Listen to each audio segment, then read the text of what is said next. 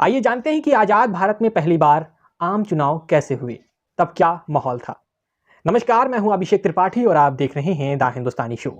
1950 में संविधान लागू होने के बाद 1951 में देश में पहली बार आम चुनाव हुए, जो 1952 तक चले। अक्टूबर 1951 में आम चुनाव की प्रक्रिया शुरू हुई, जो 5 महीने तक चली और फरवरी 1952 में खत्म हुई। पहली बार जब चुनाव हुए तो कुल 4500 सीटों के लिए वोट डाले गए। इनमें से 489 लोकसभा की और बाकी विधानसभा सीटें थीं।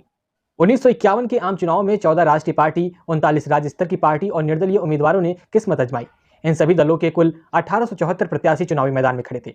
राष्ट्रीय पार्टियों में मुख्य तौर पर कांग्रेस, सीपीआई, भारतीय जनसंघ और भीमराव अंबेडकर की पार्टी शामिल थी। इसके अलावा भी अकाली दल, फॉरवर्ड ब्लॉक जैसी पार्टियां चुनावी मैदान में किस्मत आजमा रही थीं।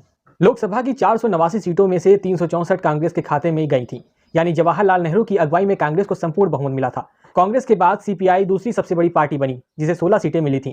सोशलिस्ट पार्टी ने 12 और 37 सीटों पर निर्दलीयों ने जीत दर्ज की थी। पहले चुनाव के दौरान कुल 17 करोड़ वोटर थे, लेकिन मतदान सिर्फ 44% ही हुआ था। चुने गए 489 सांसदों में से 391 सामान्य, 72 एससी और 26 एसटी वर्ग से थे। पहले चुनाव के समय सुकुमार सेन देश के पहले चुनाव आयुक्त थे। यह चुनाव करवाने के लिए चुनाव आयोग को भी काफी मशक्कत करनी पड़ी थी।